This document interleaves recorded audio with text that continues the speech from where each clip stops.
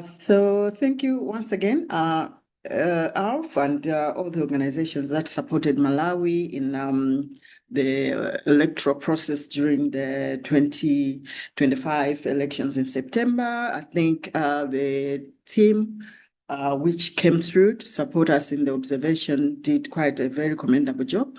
Diona and your team and everyone who was there, I feel you did a good job. So I think looking at all the things that have been discussed here, and of course, looking at what we have been able to achieve in Malawi after the 2025 elections, we have seen a very great movement of women being involved. Especially in the elections, though we have seen a marginal group of women going into parliament. I think Habiba already mentioned we only had out of the 300 women who vied for the parliamentary seat, only 48 managed to go in, which is a very small percentage. But we still have a feeling that that's a one step forward ahead. And we are expecting that that might continue. Also, since this was a tripartite election, we only had one female who was in the presidential race and about 500 women who were in the ward councillor race, but we only saw about maybe about 19 or so who came through. So still we can feel that there was some progress, but it hasn't been much. But looking at how we can look at ourselves as being accountable from a feminist perspective, I think we are still in the age where people are still trying to gain the confidence of women taking leadership roles and also being taken on the elective positions. So there are some aspects which we feel that we need to look into. Maybe we are still lacking. We need to get to a point where we are substantive leaders in these positions. So the stereotypes, the way people look at women, the way people appreciate women when they get to this position is what is driving us behind. So for us as feminist leaders, we need to consider how substantive our representation in these circles. When, say, for example, a woman goes into parliament, how are they looking at what policies to implement, how endangered are the policies that we are considering? Because by the end of the day, one thing I noted is that probably women, even other women, would not appreciate the impact of another woman when he gets into parliament. So if there are some policies or aspects of running the government which will work well for women also, I'm sure even other women, because even our population in Malawi is highly skewed towards women, where it's over 50-something%, and men it's only 49. So if more women can have confidence in other women because they have been able to represent their issues better in parliament or in any other circles, then we are going to see a lot more of women coming in and also being supported. So we need to consider how substantive our representation is in parliament, even for the next 5 years. And also we need to start challenging the status quo, where we're looking at these elected representatives when they go into parliament, when they're in that political system, which has heavily been built around men and is so masculine. How do they handle the tokenism, or how do they handle the male chauvinism which is in those spaces? Because sometimes men will try to show that women, you don't bring anything in this house. So how do you show yourself as women that you have a reason why you are in that parliament? So there's a need to challenge their status. For the women who have managed to go in, they need to start challenging their status in the parliament to show the reason why they are there, and they are able to present their issues, and they are able to represent other women. At the same time, several of the speakers have also talked about supporting grassroots movements. So like in these elections, even from the previous ones, we have noted that not many women, especially from the rural areas, who take up the challenge of being to vie for these positions. Why? Because they don't feel confident themselves. They don't have the resources. They feel like they might be criticized with serious cultural biasness, and by the end of the day, there's limited involvement of women from the local areas, from those grassroots areas. So probably maybe it's an issue of looking at how best do we link with the grassroots movements? How do we link with those grassroots organizations which are working with those women in those local areas, so that we empower them, we build their capacity, and we let them go forward so that they can even take the challenge of standing for these positions. This has not been very clear, and also it hasn't been very easy for most of our countries, I'm sure, Malawi inclusive. So if we are working hand in hand with those grassroots, those chiefs, those organizations which are set up from very local locations, and then we work together, we move together, I think even in the next 5 years, we are going to see more women coming in and being supported to take those elective positions. At the same time, I've already mentioned about policies. How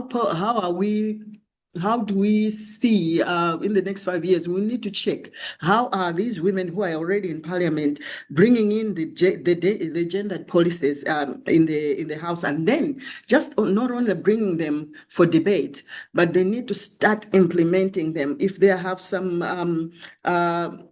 policies which are looking at women in local areas, how are they implementing them? How have they pushed the agenda to make sure that those women have been considered? Even if we talk about the same women can also bring about issues to do or with other women who are maybe much more vulnerable, even the disabled, the children, and maybe the youth. How are we pushing those agendas in the House? And we need to check ourselves to see if those policies are being talked about, but also they are being implemented in those spaces.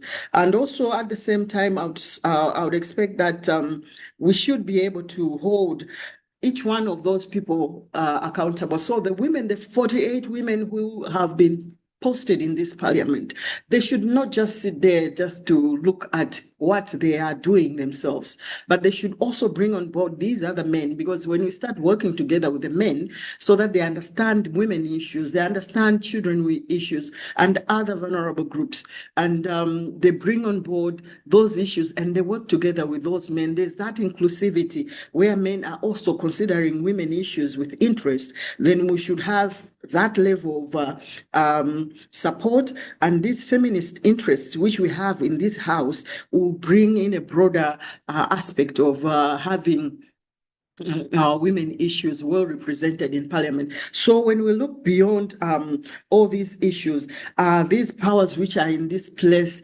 managing the situation better, are we taking those issues, these women who are already in parliament, are they taking these issues seriously about ourselves?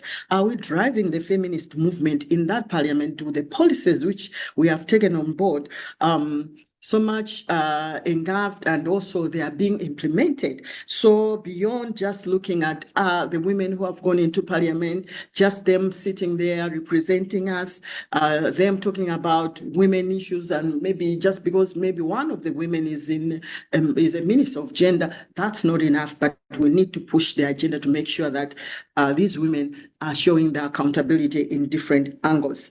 Now, looking at the issue of us as feminist leaders and also feminist movements, wherever we are, I think it's our duty and role to be sitting there and monitoring what is happening in the next 5 years, because there's a chance that we might find ourselves just sat there after the elections were done, and then we wake up again, it's another 5 years, and we go back, we start observing. That might not be the best way forward. So by the end of the day, what we need to do as feminist organizations, feminist leaders, we need to start looking at monitoring how the different civil society organizations, other independent institutions, some of us, we have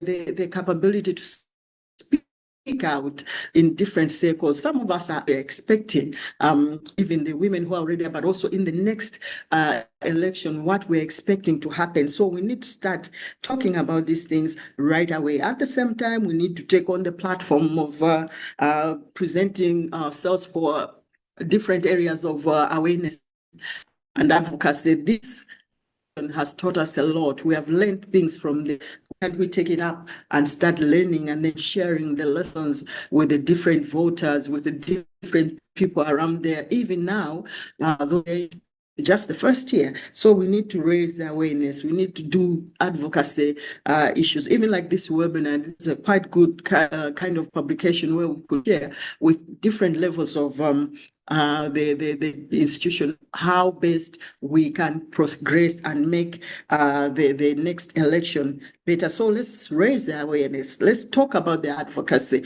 Let's bring this out to those people in the rural areas who do not have capacity, maybe to stand in different angles of the elective processes.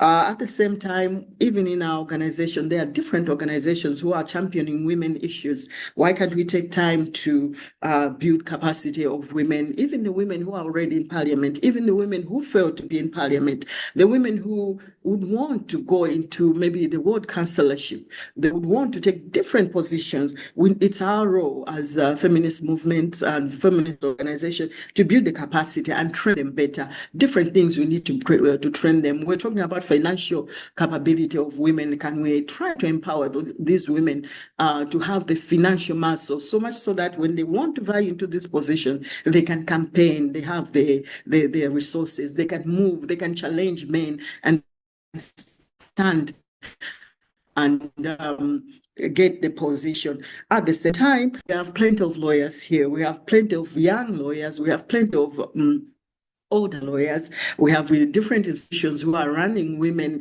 legal actions. Why I think it's high time, even these civil society organizations, which are in this area, the legal area, to take up the position to support women and also to support to provide legal assistance. Women, maybe women who have had cases. We have had several. I think Shubi Habiba mentioned about one case which was nullified in the previous election, and it went to court for a reland. And we have seen a woman being given the position eventually from the courts. I'm sure it was a woman who was standing for this lady. I'm not so sure if it was a man, but I would be very glad to see that it was a lady who was standing in support of this lady, and then she has won the legal battle. So if we have the muscle as legal people who have got the understanding of different aspects of the law, and we can provide justice, we can help these women to access justice, I think it's high time we come out and then we show ourselves that we could support them. At the same time, I think the last thing I would also talk about is building different coalitions and partnerships, even with international organizations. I'm glad to say that here we're talking as from different countries. We can do different collaborations. We work together with different institutions from different countries, international organizations, and then we support ourselves when it comes to these processes. So maybe in a nutshell, because of the time, Dion, allow me to stop there. And if there's an additional question or comment, I'm glad to pick it up. Thank you so much.